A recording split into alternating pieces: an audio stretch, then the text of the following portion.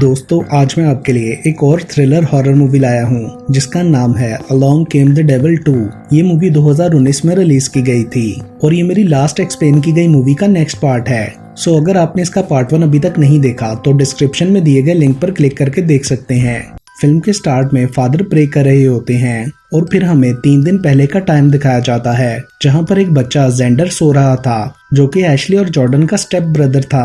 अचानक किसी आवाज से उसकी आंख खुलती है और वो उठकर देखता है कि सरकटी लाश कॉरिडोर में भागती हुई उसकी तरफ आ रही है। वो बुरी तरह डरकर चीखें मारता हुआ रूम में छुप जाता है और फिर देखता है कि एक कटा हुआ सर उसके रूम में पड़ा है जो कि सारा का था। उसके बाद वो अपने पेरेंट्स के रूम में जाता है और उसके डैड मार्क उसे देखकर डर जाते हैं क्योंकि उसने अपना सर हाथ में पकड़ा हुआ था और वो कहता है जॉर्डन घर आ रही है। असल में ये मार्क का नाइटमेयर था जिससे डरकर उसकी आंख खुल गई थी। अगले सीन में हम जॉर्डन को देखते हैं जिसे तानिया का घर आने का मैसेज मिला था। उसके बाद वो एशले से कांटेक्ट करने की कोशिश करती है मगर कॉल नहीं मिलती तो वो भी उसके लिए मैसेज ड्रॉप कर देती है और फिर वो घर जाने के लिए निकलती है।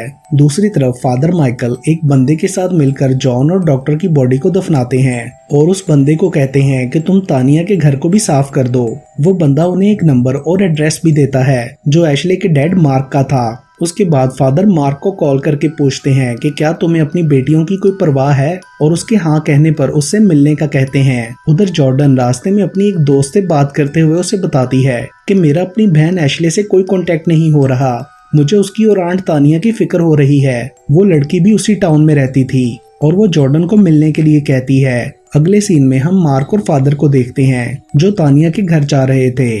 वहां उन्होंने जॉर्डन से मिलना था। मार्क बताता है कि मैंने कई सालों से अपनी बेटियों को नहीं देखा, काश मैं यहाँ थोड़ा पहले आकर एशले से मिल लेता जो कि यहाँ थी। फादर ने उसे बताया था कि वो आउट ऑफ टाउन गई है। मार्क कहता है कि मैं अब चेंज हो गया हूँ, मेरी दूसरी बीवी कैरन बहुत अच्छी है, मैं अपनी बेटियों को मिस करता था और अब मैं उनसे मिलकर सब ठीक कर दूंगा क्योंकि पहले मैं उनके लिए एक अच्छा फादर साबित नहीं हुआ। रास्ते में वो बंदा फादर को सिग्नल देता है कि घर साफ हो गया है। वहां पहुंचकर फादर कहते हैं कि एशले की कुछ आदतें बिल्कुल अपनी मॉम जैसी हैं। वो इस वक्त कुछ ऐसी चीजें एक्सपीरियंस कर रही है जैसी उसकी मॉम ने की थी, जिस पर मार्क पूछता है कि क्या उसे भी मेंटल प्रॉब्लम्स हैं। तभी जॉर्डन वहां पहुंच जाती है और पूछने लगती है कि क्या सब ठीक है। फादर उसे बताते हैं कि एशले के साथ कुछ ट्रॉमेटिक प्रॉब्लम्स हुई हैं, इसलिए तानिया डॉक्टर के साथ उसे आउट ऑफ टाउन लेकर गई है और उसने मुझे कहा था कि मैं तुम्हें समझाऊं कि कोई मसला नहीं है। जॉर्डन को मार्क से मिलने की कोई खुशी नहीं होती। वो जल्दी से घर के अंदर चली जाती है और एशले के रूम में जाकर उसे कुछ अजीब सा फील होता है। वहां पर हमें डॉक्टर की स्पिरिट भी नजर आती है जो उससे कहती है अंडर द चर्च, और तभी फादर और मार्क के आ जाने से वो गायब हो जाती है। जॉर्डन उनकी बात सुने बगैर जल्दी से वहां से जाने लगती है। वो लोग उसे रोकते हैं तो वो पूछती है कि यहाँ क्या चल रहा है और एशले का रूम बाकियों से इतना डिफरेंट क्यों है। मार्क कहता है कि उन लोगों के वापस आने तक तुम मेरे साथ घर चलो और वो मान जाती है। फादर उसे अपना कार्ड देकर कहते हैं कि तुम्हें कोई भी प्रॉब्लम हो मुझे कॉल करना। रास्ते में मार्क जॉर्डन से सॉरी करता है कि मैं तुम्हें अपने टाउन में वापस आने के बारे में बता नहीं सका। जॉर्डन को अपना बचपन याद आता है जब मार्क उस पर और एशले पर जुल्म करता था। मार्क कहता है कि तुम्हारी मॉम की डेथ ने मुझे बुरी तरह डिस्टर्ब कर दिया था और मैं जानता हूँ तुम मुझसे नफरत करती हो जिसका तुम्हें पूरा हक है, लेकिन अगर तुम किसी तरह मुझे दोबारा अपने दिल में थोड़ी सी जगह दे दो तो मैं तुम्हें सारी जिंदगी प्यार दूंगा। मगर जॉर्डन गुस्से से कहती है कि मैं यहाँ सिर्फ एशले को ढूंढने तक रुकूंगी। घर में उन्हें कैरन और जेंडर बहुत खुशी से मिलते हैं। जेंडर उसे उसका रूम दिखाता है और कैरन कहती है कि ये तुम्हारा अपना घर है, तुम जब तक चाहो यहाँ रुक सकती हो। जॉर्डन बोलती है कि मैं बस अपनी बहन को ढूंढना चाहती हूँ, जिस पर वो कहती है कि तुम टेंशन ना लो, हम तुम्हारी फैमिली हैं और हर वक्त तुम्हारे साथ हैं। मुझे तुम्हारे यहाँ आने से बहुत अच्छा लगा। अगले सीन में जॉर्डन जेंडर को किसी से बात करता हुआ देखती है लेकिन वहां पर कोई भी नहीं था। उसके पूछने पर जेंडर कुछ नहीं बताता और वो दोनों डिनर के लिए चले जाते हैं। डाइनिंग टेबल पर वो बात करते हैं कि डॉक्टर और तानिया ऐसे किसी को बताए बगैर एशले को लेकर कहाँ जा सकते हैं। जॉर्डन बताती है कि सुबह मुझे तानिया का मैसेज मिला था और उसके बाद से मेरा उन दोनों से कोई कांटेक्ट नहीं हुआ। मार्क कहता है कि फादर के अकॉर्डिंग एशले भी सारा की तरह कुछ मेंटल प्रॉब्लम से गुजर रही है, जिस पर जॉर्डन कहती है कि मेरी मॉम को तो कोई मेंटल प्रॉब्लम डायग्नोज नहीं हुई थी। तो अचानक से मार्क का माइंड डिस्टर्ब हो जाता है और वो जेंडर का फोन लेकर जोर से टेबल पर पटक देता है क्योंकि वो गेम खेल रहा था। मगर फिर मार्क अपने बिहेवियर के लिए सॉरी करता है जॉर्डन और जेंडर सोने चले जाते हैं और कैरन मार्क को रिलैक्स करती है। उसके बाद मार्क जेंडर के पास जाकर उससे दोबारा एक्सक्यूज करता है क्योंकि उसे गिल्टी फील हो रहा था। फिर वो और जेंडर प्रे करते हैं। अगले सीन में रात को सोते हुए जेंडर उठकर जॉर्डन के रूम में जाता है। वहाँ हमें उसके पीछे कोई डिमोनिक एंटिटी भी नजर आती है। फिर जेंडर वहीं जॉर्डन के पास ही सो जाता है। अगली सुबह फादर उनके घर जाकर बाहर की वॉल पर क्रॉस लगाते हैं और फिर एंट्रेंस पर नमक डालते हैं। तभी जेंडर बाहर निकलकर फादर से कहता है कि तुम क्या कर रहे हो, ये उसे अच्छा नहीं लगेगा। इससे पहले कि फादर कुछ कहते, मार्क वहां आकर फादर को अंदर ले जाता है। फादर उसे कुछ बताना चाह रहे थे, लेकिन कैरन के आ जाने पर वो रुक जाते हैं और मार्क को अपने ऑफिस आने का कहते हैं। वो जाते हुए जेंडर से पूछते हैं कि तुमने ऐसा क्यों बोला कि मेरा ये करना उसे अच्छा नहीं लगेगा, और वो है कौन। मगर वो कुछ नहीं बोलता। तो फादर उनके घर में बाइबल रखकर वहां से चले जाते हैं। जॉर्डन अपने किसी दोस्त से मिलने के लिए जाती है। फादर बाहर अपनी गाड़ी में बैठे हुए उसे जाता हुआ देखते हैं। जेंडर कोई ड्राइंग बना रहा था तो मार्क उसे स्कूल चलने का कहता है। वो कैरन को बताता है कि फादर के पास मेरे लिए एक जॉब अपॉर्चुनिटी है, मैं उनके ऑफिस जा रहा हूँ, रास्ते में जेंडर को स्कूल छोड़ दूंगा। उसके बाद कैरन एंट्रेंस से नमक को साफ कर देती है और वॉल से क्रॉस हटा के वॉल हैंगिंग दोबारा वापस लगा देती है। उधर जॉर्डन एक कैफे में अपनी दोस्त नेट से मिलती है जहां वो वेट्रेस थी। वहां पर नेट का भाई टेलर अपने फ्रेंड्स के साथ जॉर्डन से मिलता है। वो लोग एशले के क्लास फेलोज थे।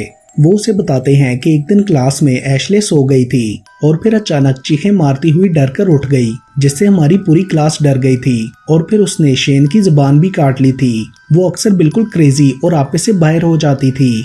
फिर नेट आकर उन लोगों को स्कूल जाने का कहती है और जॉर्डन को लेकर बाहर जाती है, जहां पर वो जॉर्डन को बताती है कि एक दिन चर्च में एशले को अचानक से कुछ हो गया था और उसकी आंखों से खून निकल रहा था। फादर भी वहीं थे।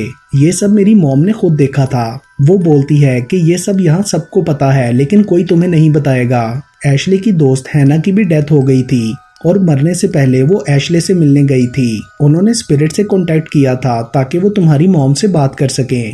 वो जॉर्डन को उस मेथड का भी बताती है जो उन दोनों ने यूज किया था। उसके बाद वो जॉर्डन को बाय कर चली जाती है। जॉर्डन पुलिस स्टेशन जाकर एशले की मिसिंग रिपोर्ट लिखवाती है, जिस पर ऑफिसर कहती है कि मैं तुम्हारी आंट को जानती हूँ, वो एशले को इलाज के लिए लेकर गई है, एशले मिसिंग नहीं है। वो ये भी बताती है कि चर्च में उसे पैनिक अटैक आया था जो हम सबने खुद देखा था, जिस पर जॉर्डन कहती है कि एशले मुझे बताए बगैर कहीं नहीं जा सकती, आपको फादर से बात करनी चाहिए थी और चर्च के नीचे चेक करें। मगर ऑफिसर उसकी बात नहीं सुनती और नंबर लेकर उसे घर जाने का कहती है। उधर फादर अपने सुपीरियर से बात करते हुए कह रहे होते हैं कि मैं इसे ज्यादा देर तक छुपा नहीं रख सकता, चीजें मेरे कंट्रोल से बाहर हो रही हैं।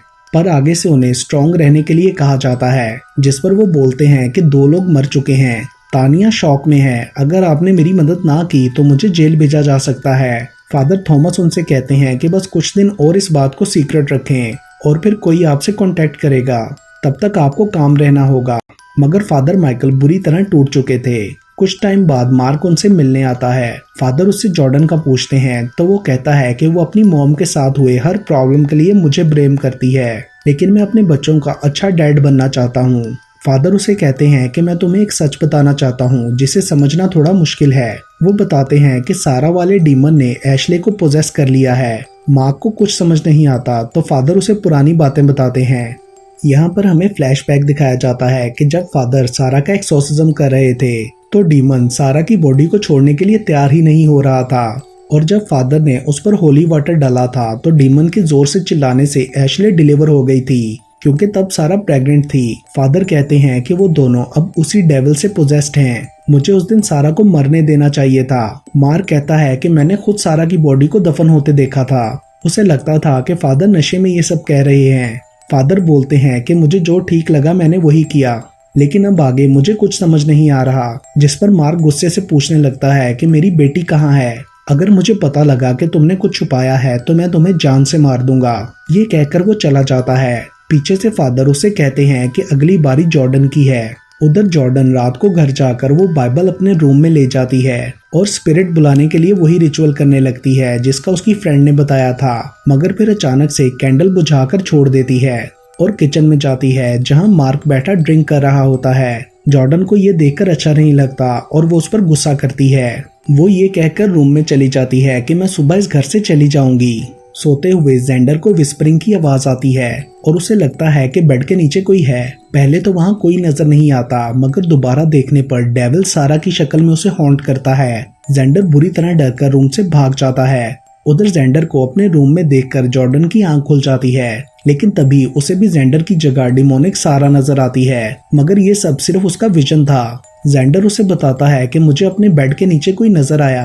वो दोनों उस रूम में बेड के नीचे देखते हैं, मगर वहाँ कुछ भी नहीं होता। जेंडर जॉर्डन से उसके रूम में सोने का बोलता है। जॉर्डन पहले तो मना करती है, मगर लाइट ऑफ करने पर उसे वही सर कटी डेड बॉडी नजर आती है जो पहले जेंडर को दिखी थी। तो जॉर्डन उसे अपने साथ सुला लेती है। उधर मार्क को भी सोते हुए सारा की स्पिरिट नजर आती है और वो उसके पीछे चला जाता है, मगर आगे जाकर वो गायब हो जाती है। तो मार्क वहीं बैठकर रोने लगता है। तभी उसे अपने कंधे पर सारा के हाथों का एहसास होता है, लेकिन जब वो उन्हें पकड़ता है तो कोई अजीब सा लिक्विड उसके हाथ पर लगता है और फिर ऊपर उसकी शक्ल देखते हुए वो डरकर जोर से चीख मारता है। कैरन मार्क को बेड पर ना देखकर पानी पीने जाती है और बच्चों को चेक करती है और फिर पूरे घर में मार्क को ढूंढती है, लेकिन वापस रूम में जाने पर मार्क लेटा होता है जिसे डेविल ने पोजेस कर लिया था और उसने हाथ में चाकू पकड़ रखा था। वो अचानक से कैरन को स्टैब करके मार देता है। किसी आवाज से जॉर्डन की आंख खुलती है और वो देखने के लिए उनके रूम में जाती है और कैरन को मरा हुआ देखकर डर के अपने रूम में भाग जाती है,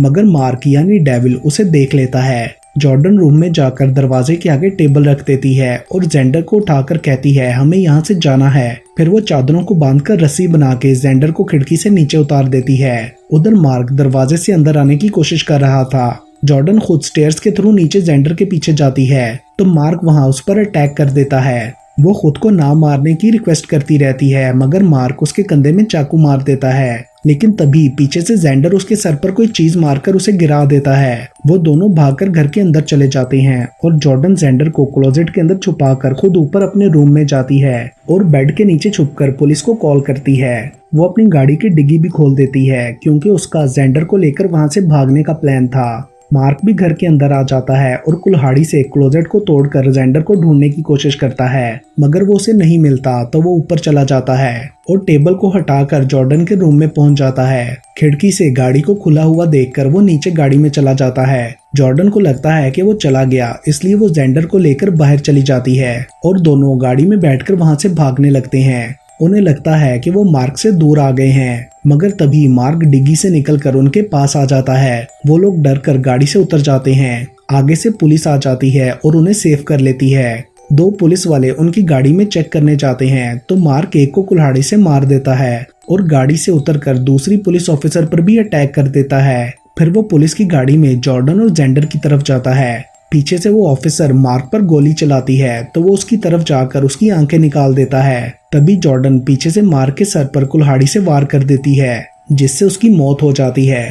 पुलिस ऑफिसर अपने चीफ को कॉल करती है। दूसरी तरफ इन्वेस्टिगेशन टीम चर्च के बाहर जाती है, जहां बैकयार्ड से उन्हें डॉक्टर और जॉन की बॉडीज मिली थी। वो लोग फादर को पकड़ लेते हैं। फादर उन्हें कह रहे होते हैं कि उन्हें मत निकालो, तुम लोग गलती कर रहे हो। पुलिस को चर्च की बेसमेंट में वो सेल्स मिल गए थे जहां सारा, एशले और तानिया को रखा गया था और वो उन्हें एम्बुलेंस के थ्रू हॉस्पिटल भेज रहे थे, लेकिन उन लोगों को खोलने पर डेविल ने सब पुलिस वालों को मार दिया था और चर्च को आग लगा दी थी। एंड के सीन में सारा चर्च से बाहर आती है और फादर उसे देखकर प्रे करने लगते हैं, जो हमने मूवी के स्टार्ट में देखा था। डेविल ने अभी तक सारा को बुरी तरह पोजेस किया हुआ था। अचानक से वो फादर के पास आकर जोर से गुर्राता है और इसके साथ ही ये मूवी यहीं पर खत्म हो जाती है।